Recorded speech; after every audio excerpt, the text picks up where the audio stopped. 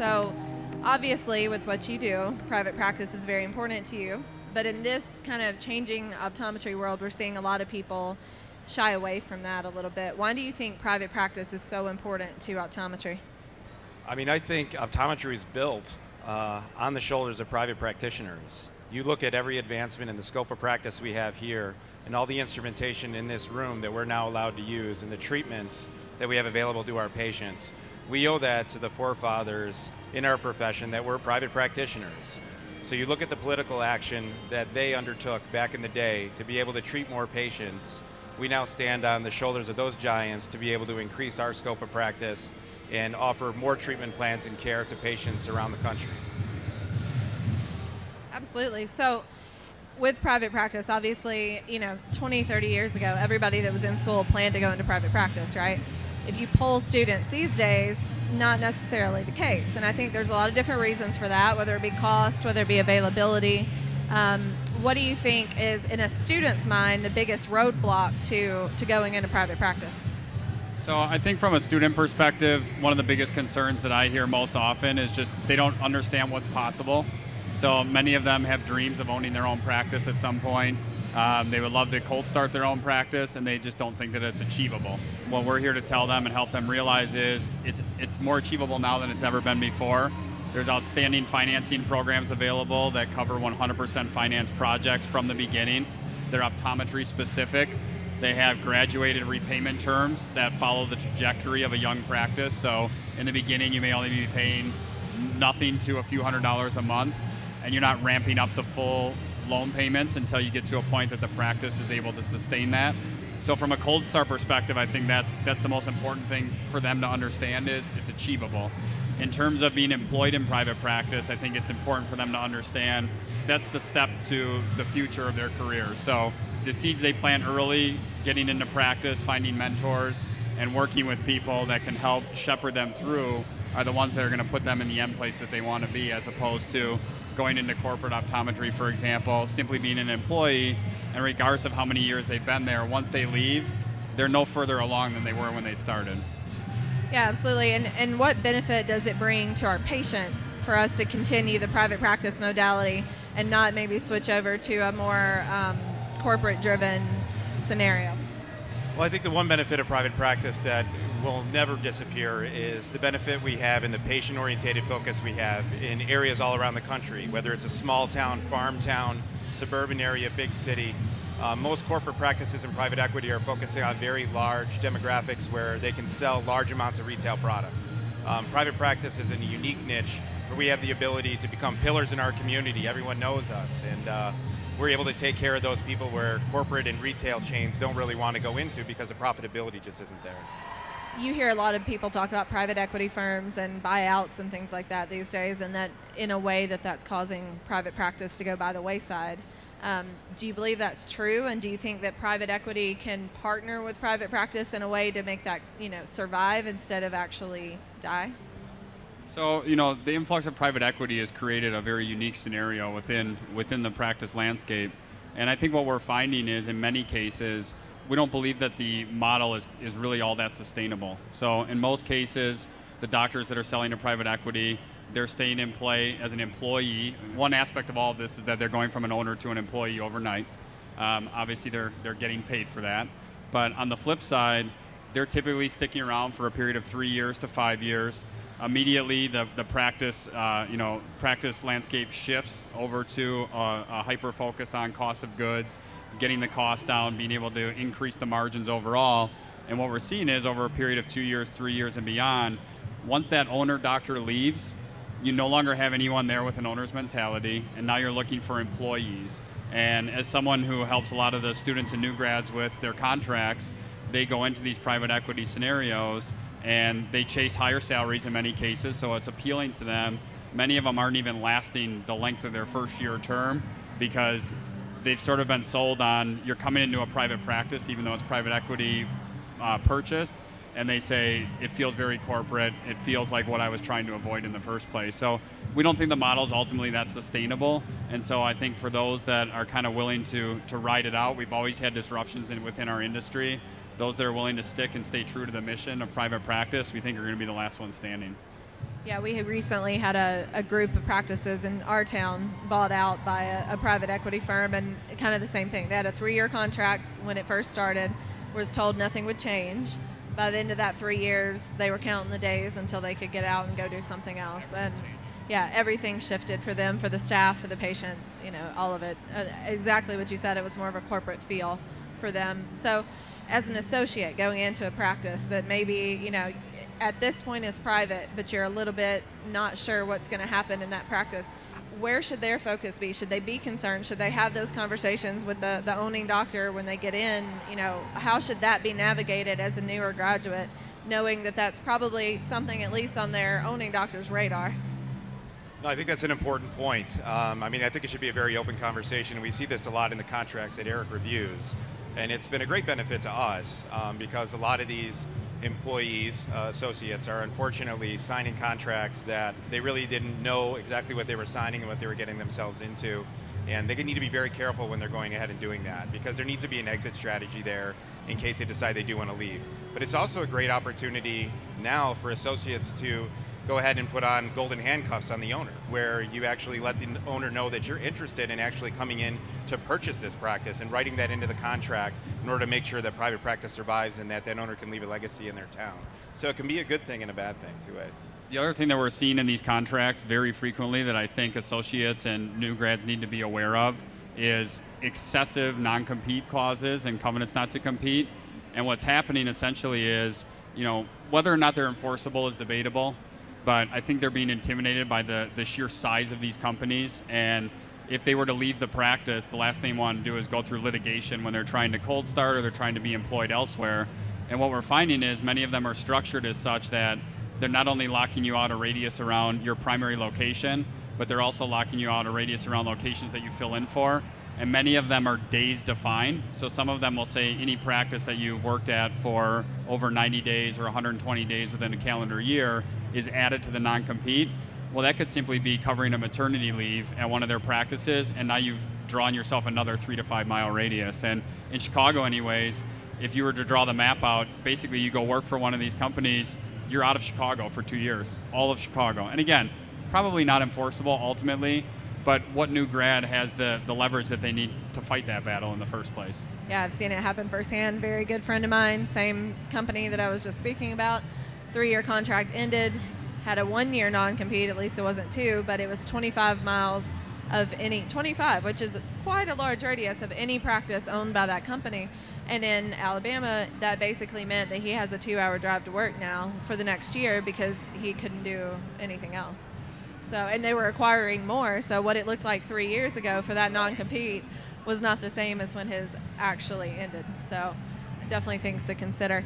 As an owning doctor, what motivations should they have to stick with, finding an associate, finding a new graduate, finding someone that wants to buy in as a private doctor, as opposed to going to these private equity firms when they're hearing a lot of say, I'll pay you a good chunk of your valuation, which may not be quite as high as they would get to sell to a straight associate. I think it all is very situation dependent, and I don't fault some doctors for taking the private equity money and doing what's best for their family at all. I think that there needs to be more information out there, and it's panels like this that gets that information out there to tell people what private equity is really all about. And I think a lot of the perception of some of these doctors is that they're going to sail off into the sunset with a drink in their hand and a line in the water, and things are going to be great. In actuality, they're still stuck. Now they're in an employed situation. And in that employed situation, they've been an owner for 25 years. They've never been an employee before. And now they find out that they're sailing off into a squall in the rough seas where employees are jumping ship, patients are jumping ship, and the ship has kind of lost its way. And unfortunately, the mission isn't followed. And sometimes the treasure that was on that ship that they got when they bought out is falling overboard because they're not meeting those incentives that they were promised as well. So that becomes an issue for an owner to consider when they need to investigate that, explore the opportunity. But it's important to also explore the opportunity of continuing your legacy. And there's a lot of companies out there that are allowing that. The Vision Source Next program is a great example of that, where they're looking to find young associate doctors that are going into very large cities or small towns or going back to their hometown and partnering with the younger doctor to take over that practice. The doctor can slowly transition out on their own terms, because when they're selling their practice, they're not only selling the assets, they're also selling their time. And so when they have an associate that's able to take over that time, they're able to spend more time with their family, even though that money was big in the beginning from private equity, it can still be lucrative long term if they sell to that associate over time. So they need to consider it, get a financial advisor that shows them that difference, see what the tax situations and ramifications are, and then make the decision that's best for their families.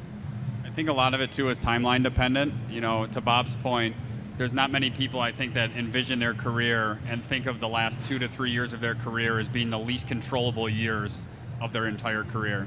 But on the flip side is, in many cases, if the doctor is still planning to work for 3 to 5 years, they're getting this larger payout perhaps on the front end than they might be able to achieve through a private sale. However, they're more than likely going to take a salary cut over the next 3 to 5 years as part of their employment deal, to where if they just work those 3 to 5, they maintain all control, they make more money during those 3 to 5, and then could still sell privately, and in many cases, I think, come out on the end at or better than where they started with the private equity deal in the first place. I think, unfortunately, many are just so enticed by the big number that gets thrown out at the very beginning without actually thinking through all the potential ramifications. But again, for some people, it is the best option. Well, I think that's a common problem in life in general, right? You see that big number, chase the shiny thing. So at what point in your career as an owning doctor of a private practice should you start to think about that transition? Should it be 5 years before you're ready to go? Should it be halfway through? When do you start building that path? I think before you start anything, you should always think of what your exit strategy is going to be. Even our clients that are starting out cold, that are very young and in their mid to late 20s, we always talk about what is the exit strategy going to be someday, and what's this practice going to look like down the road with an associate. I don't think it's ever too early to think about what it's going to look like down the road, and constantly be learning new things and looking at new technology and finding an associate that you may want to partner with, or mining students that may be at local optometry schools that can come back and work for you that may be a possible associate or possible owner in the future. So it's never too early to start. One of our favorite mentors, Walt West, has a great line, and he says, he who seeks to ride the tiger must first learn to dismount. And it's true. I mean, if you're going to get into private practice, you're going to become an owner, you at least need to be thinking about potentially what the end game looks like, whether that's continually scouting for associates. And in some cases, when it comes to hiring associates, we always encourage people, and employees are the same way, always be looking. You don't want to wait till you need someone and then have to choose between who happens to be looking and who's available. Perhaps you end up hiring early because you find the right person and they help develop what the exit strategy is going to be. Yeah, absolutely. So what do you think are the biggest challenges that private practice as a whole are facing right now with, a lot of talk about corporate optometry extending into different areas of optometry that they've never been in before, private equity firms that we've been discussing. What's the biggest challenge right now for private practice? I think the biggest challenge right now is industry disruptors. And so there's a lot of technology involved in industry disruptors right now that can possibly have an assault on the optometric labor market in some cities. We're seeing it in Chicago with experimental technology that is being substituted, and maybe not marketed as an eye exam, but as a substitute for a portion of the exam. And they're offering this technology in lieu of an eye examination when the individual doctor is actually on the premises. And that could be a potential huge issue depending on state law. And that's why it's incredibly important for each optometrist to be very active in their state, local societies and organizations to make sure that we protect the health of our patients. But I would say that right now is the single biggest threat. We also need to embrace some of this technology. Some of it can be incorporated into our practices. Not all of it can be bad. It just has to be used in the right way. I think a lot of it is too just with how accessible everything is with social media. I think there's just a lot of fear-mongering taking place, and there's a lot of inflation of threats out there. I mean, if you look back, you can talk to some of the older ODs that have been in the game longer than we have, and they said, when the auto refractor came out, people said that's the death of private practice optometry. Private practice optometry is over. Well, try to find a private practice optometrist that doesn't have an auto refractor. And so, I think that's just one example, of course, but a lot of it is about how can I embrace this technology and capitalize upon it, rather than either A, in many cases, I think we just choose to try to ignore it for as long as we possibly can until it's too late, or B, trying to stay, at an arm's length and potentially falling behind the technology trends. I think the same thing happened. I remember a story of somebody telling my mom when I was in optometry school, well, now that LASIK surgery's out, what is your son going to plan on doing for a career? And I always thought that was interesting. That was supposed to be another death of private practice. And the most important thing is staying on the cutting edge. Embracing technology and being personable with your patients and making sure that you maintain that relationship with them so that they don't have to interface with a computer. They're actually interfacing with a human being, being proactive. Yeah, I think y'all hit on a really important point that a lot of times private practice, for whatever reason, takes a little longer to think forward. And as a whole, if we would start to look toward how can we utilize these things that are changing to benefit us instead of to be any kind of hurt to the practice, then we grow and we get ahead of it a lot earlier. To kind of round up, what would you say are your 2 or 3 just biggest tips for anybody that thinks they want to be in private practice or a student that thinks that they might want to open cold or buy in when they get out? I think the biggest thing for students, as I touched on a little bit earlier, is just knowing that it's possible, exploring your options, seek out mentors. There's no better way than to reach out to those who have already, forged the path ahead of you, perhaps made mistakes along the way and learn from them, to be able to in turn, impart that knowledge on you and save you time and save you money. And I also think it's, understanding that your first job is not going to be your last in most cases. Every next step in your career is simply a stopping point to get to the next. It's not, you don't have to put all your eggs in one basket. You don't have to know as a 3rd year, 4th year student or a 1st year grad exactly what year 20 is going to look like. But stay true to the mission of what you want to do. Stay true to the mission of how you want to practice. And we're confident that that will help lead you to the endpoint that you had hoped for all along, whether you even realize that was it or not to begin with. I mean, I couldn't agree more. I think one of the things that's most important, especially in my career and looking at some of my colleagues, is be a lifelong learner. I think the opportunities that you guys provide here at New Grad Optometry and Covalent Careers and getting the information out in the hands of these individuals wasn't available to me. I mean, I had to read magazines, and I read a lot of them. I was trying to absorb as much information as I possibly could. And when you're a lifelong learner and constantly wanting to add new technology and grow your practice and become a specialist, there's a couple things that no one can ever take away from us, and that's our education. And that education goes beyond school. You have to go ahead and learn other technologies that come along. Scleral lenses weren't around when I was in school. I had to learn all that technology, orthokeratology, things like that. We're always going to have to do that. And those are procedures and things that no one can ever take away from us. And when you advance that, you advance the profession itself, and you advance the impression of the profession on other individuals. And utilize your leverage in the sense that every year the next class that graduates is at the widest possible scope. No one before them had a wider scope than they did. So utilize that to sell yourself. And you don't have to be a technology adopter. You've been born with technology. And so you're in a position where you can implement this into practices where perhaps they're not as friendly with the internet machine as you might be. And so it's important that you understand what your value is. Yes, you're a student. Yes, you're a new grad. Yes, someone may have been in practice 20 years longer than you. But that doesn't mean that you don't bring value to the table, and make sure that you express that and value yourself.